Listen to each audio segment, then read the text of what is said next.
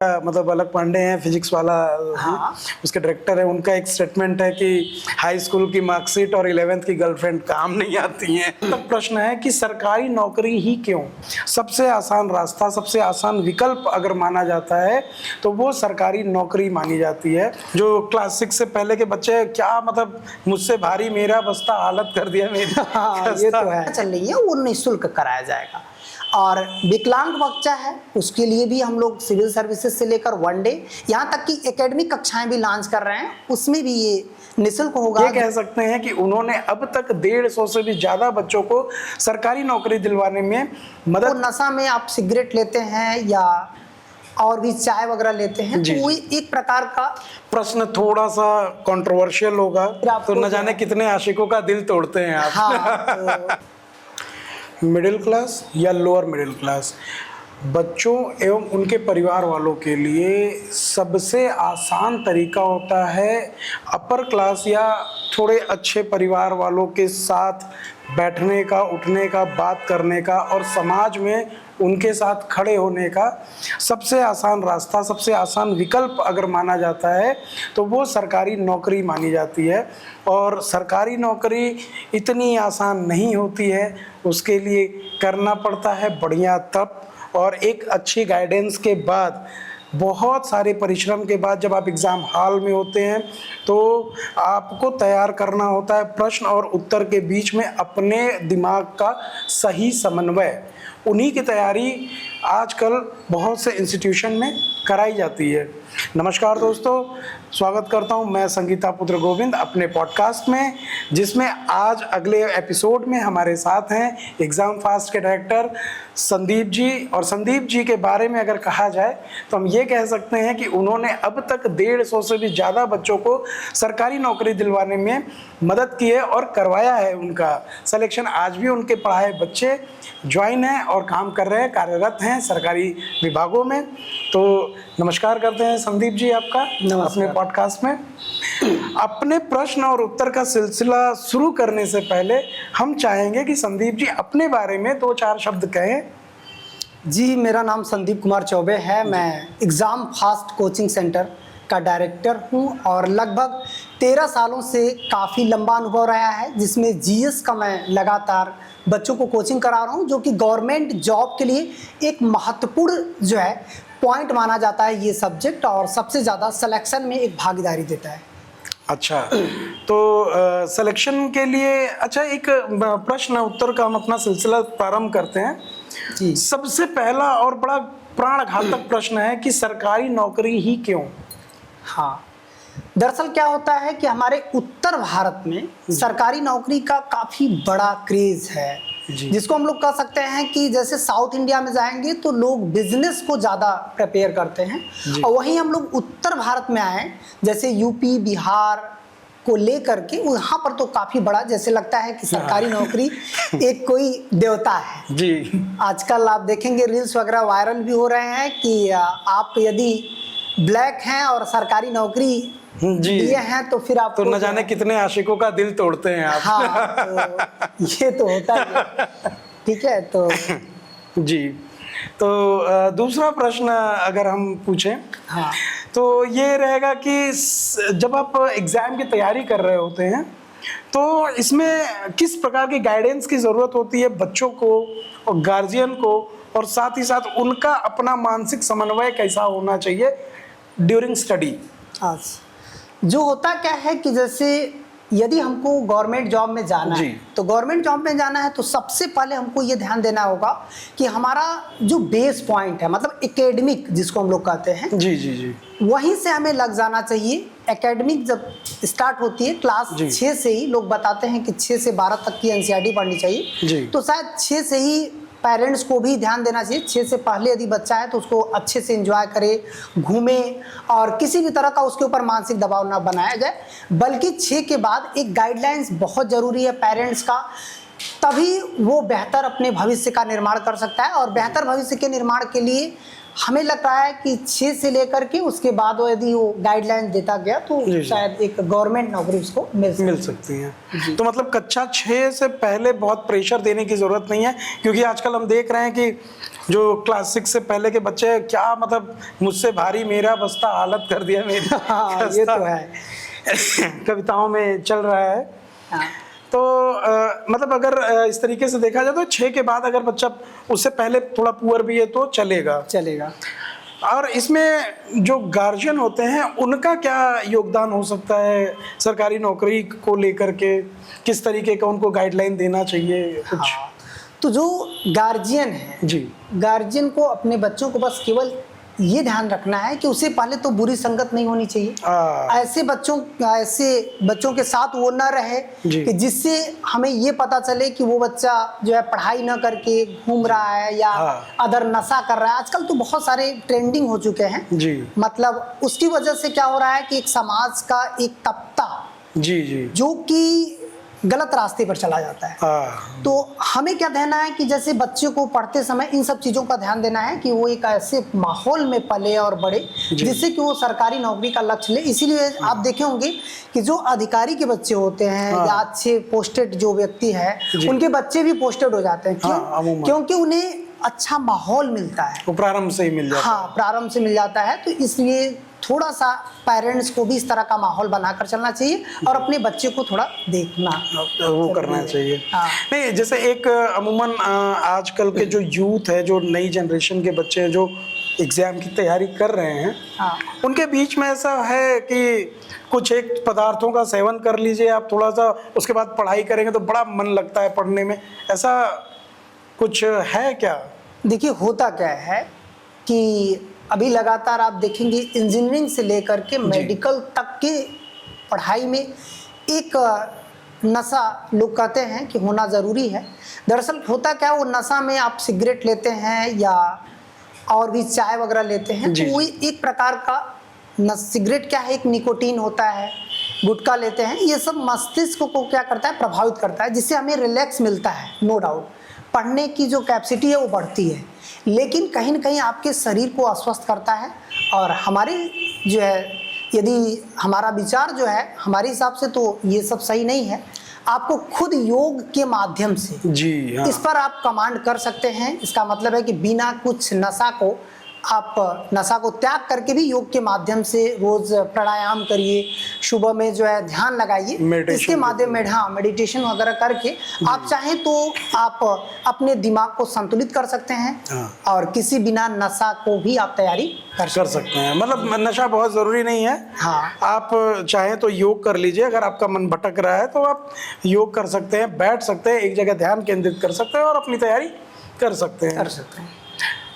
अब आपने जिन जिन बच्चों को पढ़ाया है, जिनकी तैयारी आपने कराई है और जिनको आपने सिलेक्शन दिलाया है, उनमें और कुछ बच्चे ऐसे भी रहे होंगे जिनका सिलेक्शन नहीं हुआ है ना? तो उनमें दोनों में एक एक्स्ट्रा स्किल की कभी ज़रूरत आपको समझ में आई कि नहीं होना चाहिए? अगर जैसे मान लीजिए मैं तैयारी कर रहा हूँ एग्ज़ाम की और मेरा सिलेक्शन नहीं होता है, तो मुझे एक एक्स्ट्रा स्किल की आवश्यकता है या नहीं है? अगर है तो कैसे हम कर सकते हैं ड्यूरिंग स्टडी? ऐसा होता क्या है कि सेलेक्टेड और नॉन सेलेक्टेड बच्चों के बीच केवल 10 अंक का ही फर्क होता है। अब कभी कभी होता क्या है कि पॉइंट भी अंक होता है, क्योंकि कुछ बच्चे हैं कि पॉइंट्स में छट जाते हैं। इसका मतलब है सीधे सीधे कि आप जो प्रैक्टिस किए हो वो उन बच्चों को प्रैक्टिस, मतलब वो बच्चे आपसे बेहतर प्रैक्टिस किए या पढ़ाई पर उन्होंने ज़्यादा ध्यान दिया तो आपसे 2 नंबर 1 नंबर या पॉइंट्स जो आप छट रहे हो उसमें आप लक बाई चांस भी कर सकते हैं कि आपका लकी है कि आपने जिसको रंगा। अभी आपने देखा पुलिस का रिजल्ट आया, अभी हाल ही में आया है और बहुत सारे बच्चे हमारे यहाँ लगभग देखा जाए तो 80-90 बच्चे फिजिकल दिए थे, लेकिन फाइनल सिलेक्शन में लगभग 18-19 आए। और इसका रीज़न रहा मतलब कि अब यहाँ से लोगों को मेडिकल के बाद सीधे ट्रेनिंग पे भेजा जाएगा। और यदि इसको देखा जाए तो ये बहुत बड़ा अंतर हुआ। अंतर में कोई 2 नंबर से छटा, कोई 1 नंबर से छटा, कोई पॉइंट में छटा। तो ये तो भाई देखने वाली बात है कि आप लेकिन इसका किस्मत क्या कह रहा है। लेकिन इसका मतलब ये नहीं है कि वो फेलियर है। फेलियर नहीं है, वो फेलियर नहीं है, दोबारा फिर बेहतर कर सकते हैं। जैसे एक होता है कि एग्जाम हो रहा है बहुत सारे बच्चे बैठे हुए हैं। तो एग्ज़ाम का जो प्रोसेस होता है मेरे ख्याल से वो छटनी प्रक्रिया के लिए होता है, वो आपको फेल पास के लिए नहीं होता है, आपकी सक्सेस को वो डिस्क्राइब नहीं कर सकता है। वो दरअसल होता क्या है कि एग्जाम लेना गवर्नमेंट का ये उद्देश्य होता है कि बंदा एग्जाम से पहले कितना लेबोरियस तरीके से पढ़ रहा है, कितना समय दे रहा है, कितना एकाग्र है। यदि वो 8 घंटे एग्जाम से पहले पढ़ रहा है तो ड्यूटी भी तो 8 घंटे करनी है। यदि वो 2 घंटे पढ़ता तो गवर्नमेंट को ड्यूटी करानी है 8 घंटे। तो ऐसा सिलेबस गवर्नमेंट सेट करती है कि भाई 8 घंटे यदि आप पढ़ोगे, 10 घंटे पढ़ोगे तो आपका आराम से हो जाएगा। और ताकि वही प्रक्रिया नौकरी के दौरान आपको 8 घंटे बैठने की क्षमता रहेगी, इसलिए पढ़ना जरूरी होता है। पढ़ना जरूरी है। अब आप 1 घंटे पढ़ करके नौकरी पाएंगे तो नौकरी भी तो 1 घंटे करेंगे। 1 ही घंटे बैठ के नौकरी भी करेंगे। अब फिर भागेंगे तो गवर्नमेंट के लिए तो सरदर्द बन जाएंगे। गवर्नमेंट आपको सैलरी देगी और कहेगी 1 घंटा आदमी काम करता है, भाग जाता है। होता नहीं है। जैसे आप देखेंगे कि जितने भी गांव में सफाई कर्मी या इस तरह का बीडीओ लेखपाल जो कम पढ़ के वहां पे गए होते हैं, आप देखेंगे कि टाइम से वो गांव में नहीं मिलेंगे। क्योंकि उन्होंने 1 ही 2 घंटा समय दिया, उनको ढूंढना पड़ता है। जब वो तो उनको ढूंढना पड़ता है, अर्जी लगानी पड़ती है भाई साहब। एक आईएएस को देख लीजिए, आप देखेंगे वो 10 घंटे काम किया तो अब उसको 8 घंटे ऑफिस में बैठने में, 10 घंटे 12 घंटे पढ़ा है तो 8 घंटे ऑफिस बड़े आराम से बैठ जाएगा। वो डायरेक्टली यदि वो मान लीजिए अब्सेंट होता है, मतलब ऑफिस नहीं जाता है, तो वो पहले से क्लियर रहेगा कि ये इस हफ्ते में इस दिन नहीं बैठेंगे ऑफिस में। बिल्कुल। और नहीं तो बैठेंगे तो 8 घंटे पूरे बैठते हैं, 8 घंटे पूरे आपकी समस्याओं को हल करते हैं। हाँ, सुनते हैं। ये होता है ईमानदारी से पढ़ाई करना। पढ़ाई, इसलिए पढ़ाई ज़रूरी है 8 से 10 घंटा, ताकि आप बाद में ड्यूटी कर सकें। हमारे यहाँ तो ऐसा माना जाता है कि सरकारी नौकरी इसलिए चाहिए कि काम ना करना पड़े। लेकिन गवर्नमेंट सैलरी आपको काम ही कराने के लिए। जी बिल्कुल, गवर्नमेंट तो सैलरी दे रही है कि भाई काम करना पड़ेगा। अपने प्रश्नों को थोड़ा सा और आगे बढ़ाएंगे। अब जब बात गवर्नमेंट की आ ही गई है तो एक सवाल मेरे अपने जहन में है कि अग्निवीर योजना एक अभी हाल ही में चली है, लगभग 2 साल 3 साल से चल रही है, मार्केट में बड़ा नाम है और सरकार भी इसके लिए काफ़ी आपका एडवर्टीजमेंट कर रही है, लोगों को बहुत समझाया जा रहा है। लेकिन पिछले 2-4 दिन पहले का एक आंकड़ा रहा है कि इस बार अग्निवीर से सोनभद्र से एक भी भर्ती नहीं आई थी, एक भी एप्लीकेशन नहीं भरा गया था। मिर्ज़ापुर से लगभग 12-13 एप्लीकेशन आए थे। बनारस के एप्लीकेशन की बात करी जाए तो वो केवल सैकड़े का आंकड़ा छुआ, गाजीपुर सैकड़े के आंकड़े तक भी नहीं पहुंचा। तो क्या लगता है कहीं ना कहीं ये अग्निवीर भर्ती कर करके देशभक्ति की भावनाओं को थोड़ा आहत किया गया है और कम किया गया है? जी हाँ, दरअसल हो क्या रहा है कि अग्निवीर के नाम से जो सरकार आपको भर्ती करा रही है जी, पहले तो उन्हें शहीद का दर्जा नहीं दिया जा रहा है। तो कोई गवर्नमेंट की नौकरी क्यों करेगा? कोई अपनी मौत अपने ये एक इकलौती ऐसी वैकेंसी है जिसमें पहले पता होता है कि आपकी मौत हो सकती है। तो अब इतना बड़ा रिस्क लेकर के यदि देश सम्मान ना दे तो हमें लग रहा है कि ये गलत है। और मैं तो सरकार से भी सिफारिश करूंगा कि इस तरह के प्रोसेस को हटाए और उनको पहले तो जो है एक देशभक्त के रूप में शहीद का दर्जा दिया जाए, दूसरे अग्निवीर को परमानेंट किया जाए, कम से कम 70 से 80% को परमानेंट किया जाए। जिनके स्वास्थ्य सही नहीं है, अस्वस्थ है, तो 5 साल के बाद जो 4 साल के बाद आप नौकरी दे रहे हो उसमें से 20% लोगों को बाहर कर सकते हो। लेकिन इस तरह से आपने 4 साल की नौकरी करके और आप जो है एक तो उनके साथ इस तरह का बिहेव कर रहे हो और इसके अलावा आप शहीद का दर्जा नहीं दे रहे हो, तो ये गलत है अग्निवीर। जिससे युवाओं के अंदर जो जोश था, देशभक्ति का जोश था, वो खत्म हो गया। जो कि हमारे पूरे भारत में गाजीपुर जो है अपने आप में शहीदों की धरती माना जाता है। बिल्कुल, इसका मतलब है कि कोई ऐसा महीना नहीं होता है जब वहां एक लाश नहीं पहुंचती है। अब सोचिए आप भी गाजीपुर से हैं और शहीदों की धरती से हैं और वहां पे फॉर्म फिलअप कम हो रहा है, तो देश के अन्य जिलों का क्या स्थिति होगी? इसका मतलब है कि हमारी सेना कहीं ना कहीं कम तो हो रही है, मतलब सेना की जो जोश है उसको कम ये देशभक्ति थोड़ी कम हो रही है। क्योंकि अभी मैं ऐसे सोशल मीडिया पे कमेंट्स वगैरह होता है लोगों के पोस्ट वगैरह पे, तो मैं पढ़ रहा था तो किसी एक का कमेंट्स उसमें था कि अगर आप देशभक्ति ही दिखाना है तो सैलरी क्यों लेनी। भाई सैलरी वो अपने परिवार के लिए ले रहा है अगला।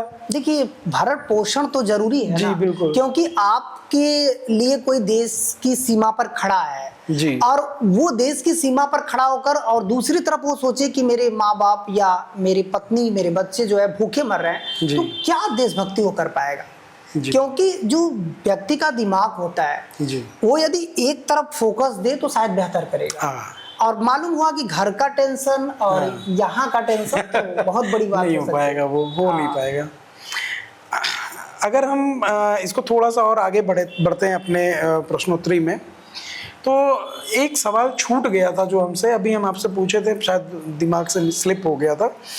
वो ये था सर कि अगर बच्चा ड्यूरिंग स्टडी है और एग्ज़ाम की तैयारी कर रहा है तो एक्स्ट्रा स्किल की ज़रूरत है और कितनी ज़रूरत है, और उसको वो कैसे अर्जित करे, इस बारे में अगर।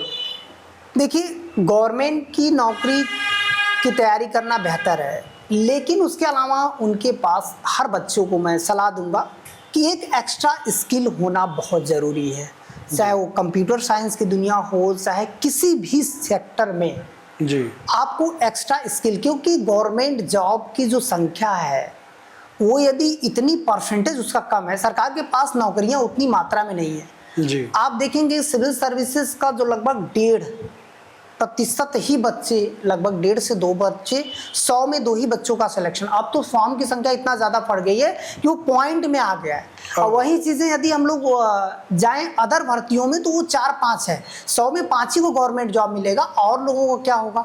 तो इसके अलावा आप गवर्नमेंट जॉब में पूरा समय ना दे करके कुछ स्किल भी आप सीखते रहिए, जैसे मोबाइल बनाना है, कंप्यूटर साइंस की दुनिया है, इसके अलावा टैली वगैरह है। इसके अलावा जो है आजकल का तो बहुत बड़ा एक स्किल आ गया है शेयर मार्केट को सीखना, म्यूचुअल फंड, ये सब IPO वगैरह, ये सब बहुत बेहतर है। आप चाहो तो आप उसको सीख करके बेहतर कर सकते हो, बल्कि आप एक लैपटॉप ले करके इस स्किल के बारे में सीखते रहिए और बाकी अपनी तैयारी करते रहिए। तो अपनी लाइफ का 1-8 घंटा ऐसा तो होना चाहिए कि जो अपनी स्किल के लिए आप समय दे सकें। हाँ। अच्छा, गवर्नमेंट जॉब जरूरी नहीं है। हाँ, यही कि केवल गवर्नमेंट जॉब के भरोसे न रहें। हाँ।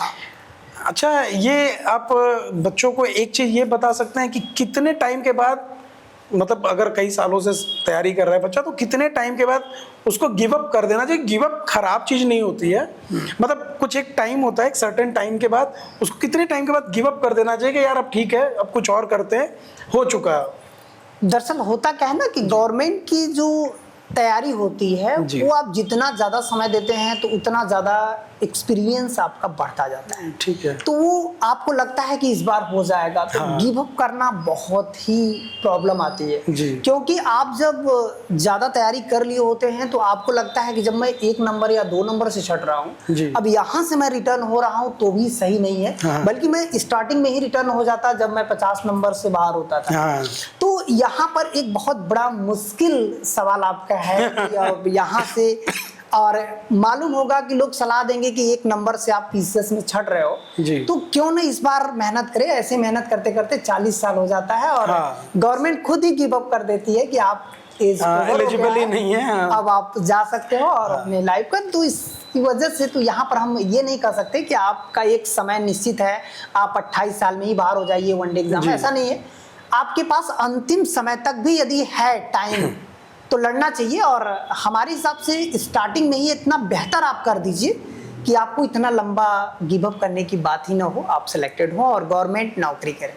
बहुत ही अच्छी जॉब होती है क्योंकि बहुत सुकून होता है, किसी तरह का प्रेशर नहीं होता है, और प्राइवेट जॉब में बहुत सारे प्रेशर होते हैं। इससे अच्छा है कि खुद का बिजनेस कर लीजिए स्किल को डेवलप करके। जी, जैसे अभी एक पुस्तक थी जिसको मैं पढ़ रहा था, ये नीलोत्पल मृणाल जी की थी, जिसमें डार्क हॉर्स, मैं आपके सारे स्टूडेंट्स को भी राय दूंगा कि डेफिनेटली उसको पढ़ें, उस किताब को पढ़ें, डार्क हॉर्स, और इसका हिंदी वर्जन भी है।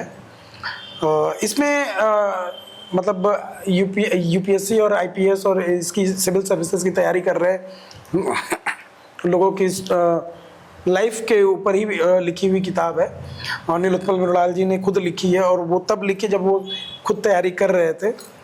इसमें एक सर्टेन टाइम के बाद आपको पता होना चाहिए कि अब हमें गिव अप कर देना चाहिए या अब छोड़ देना चाहिए, क्योंकि कारण क्या है कि जब आप तैयारी कर रहे होते हैं और आप लगभग 3 साल 4 साल या अमूमन 5 साल तैयारी कर चुके होते हैं, उसके बाद कहीं ना कहीं आपका मन भी मान चुका होता है कि यार अब होगा नहीं, और जितना समय हम 40 साल की अवस्था में जाने में बर्बाद करेंगे, किसी और स्किल पे चलते हैं और शायद उसमें कुछ अच्छा काम कर लेंगे, और ये जो अभी 5 सालों का ज्ञान लिया है इसमें काम कर पाए, शायद मैं गलत ना हूँ तो।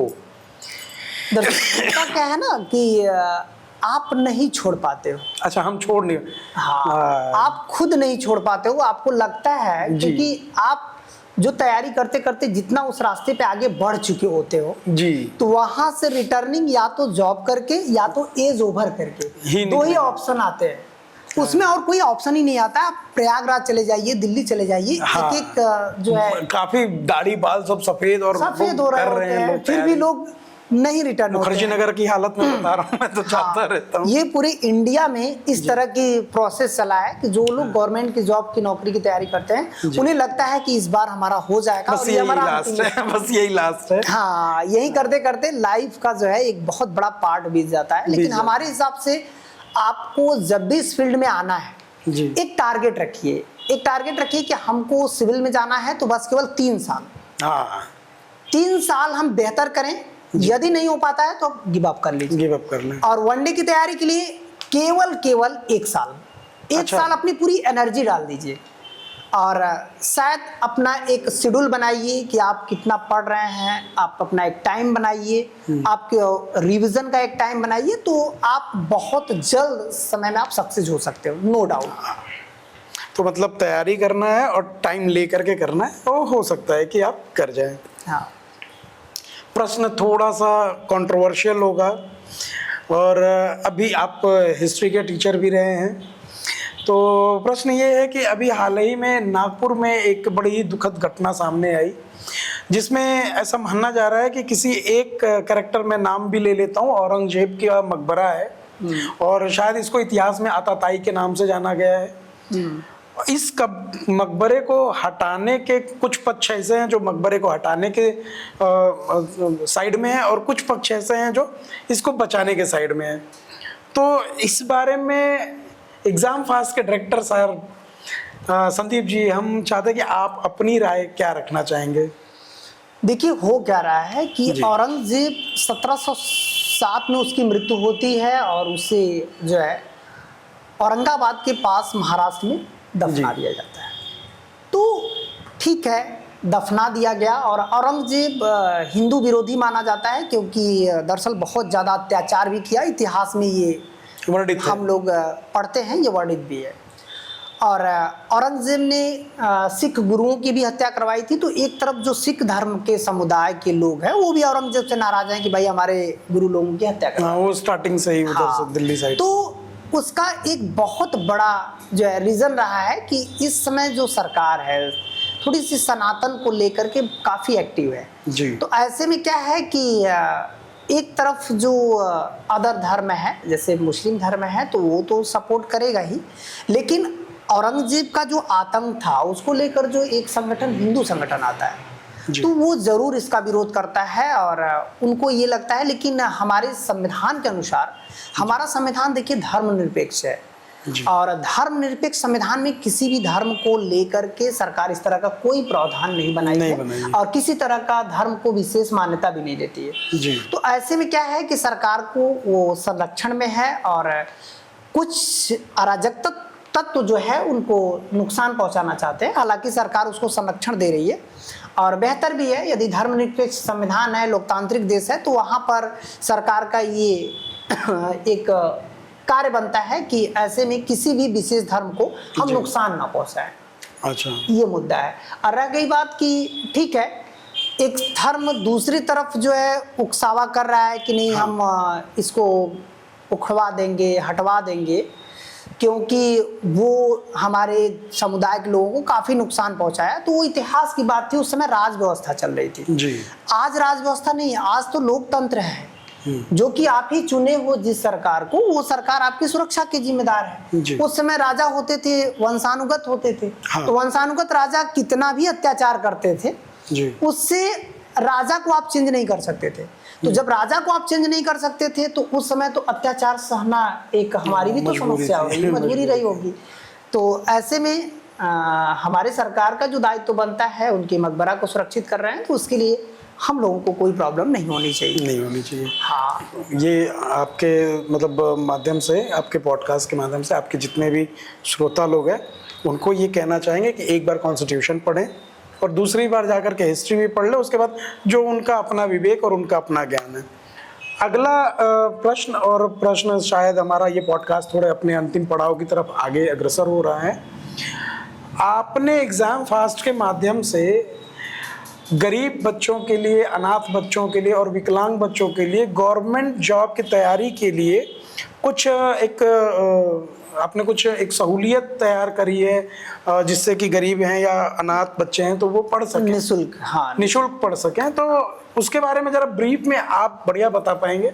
दरअसल क्या है कि एग्जाम फास्ट ऑलरेडी गरीब, अनाथ, विकलांग बच्चों को निःशुल्क शिक्षा दे रहा है।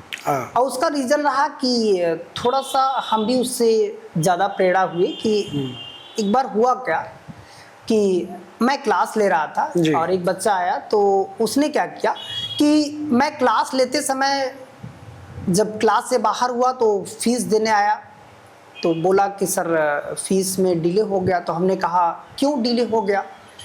तो उस बच्चे ने कहा कि सर दरअसल मैं तिहाड़ी का काम करता हूँ और तिहाड़ी का काम करता हूँ सर, रूम लेकर रहता हूँ, तो हम महीने में 10 दिन नहीं आते हैं, 10 दिन काम करते हैं, लगभग 300 से 400 रुपये मिलता है पर डे का।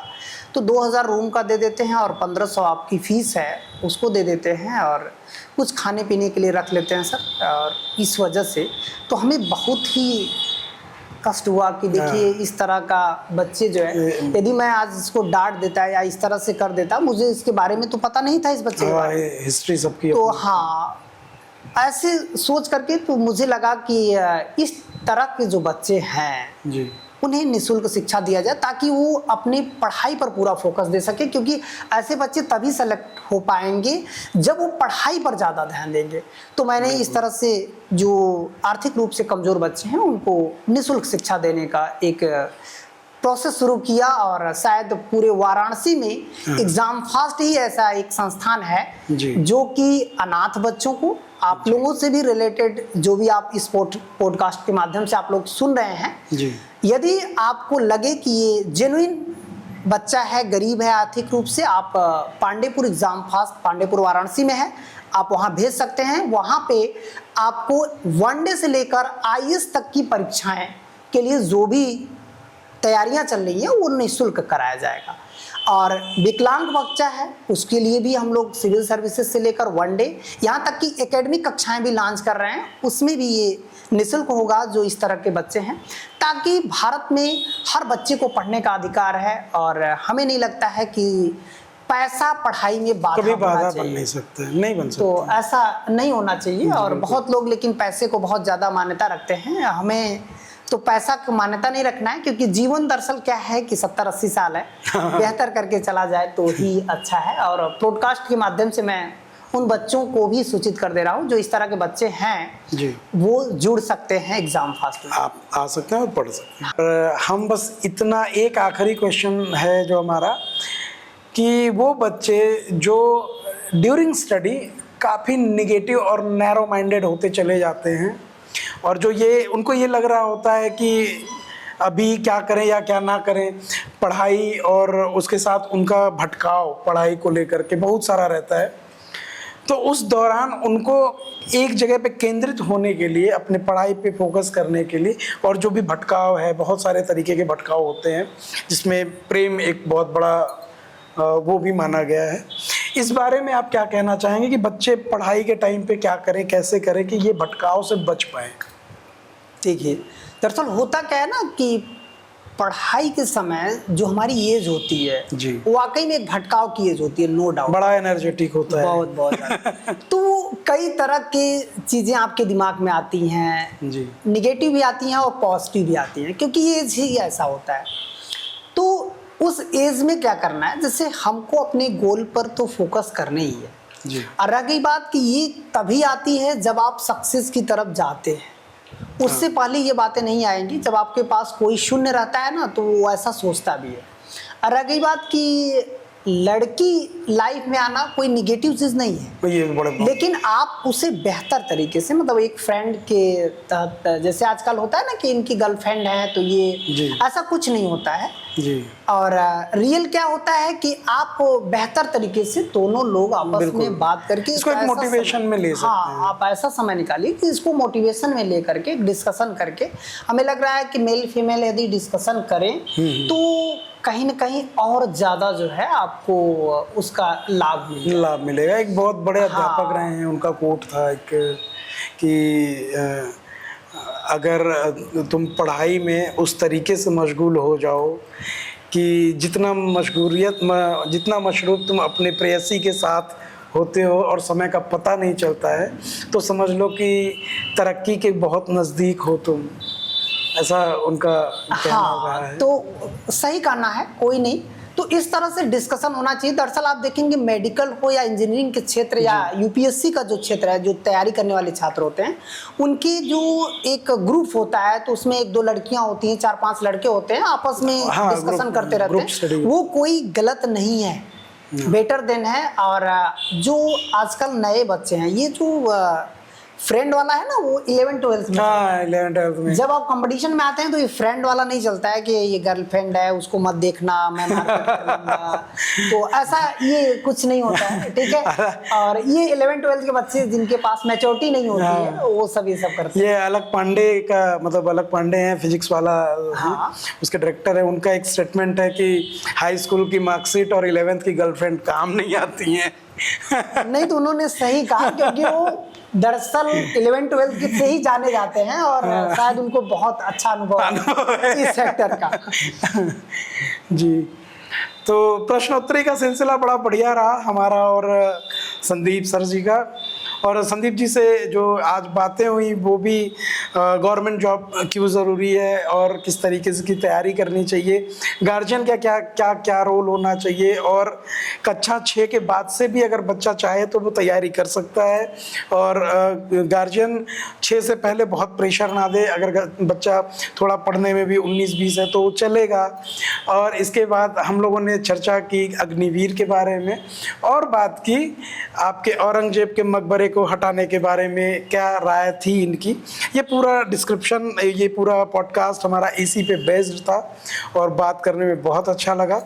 मिलेंगे अगली बार अगले किसी और गेस्ट के साथ और मज़े से और भी बातें करेंगे। तब तक के लिए धन्यवाद। और हाँ, जाने से पहले संदीप सर के 2 शब्द।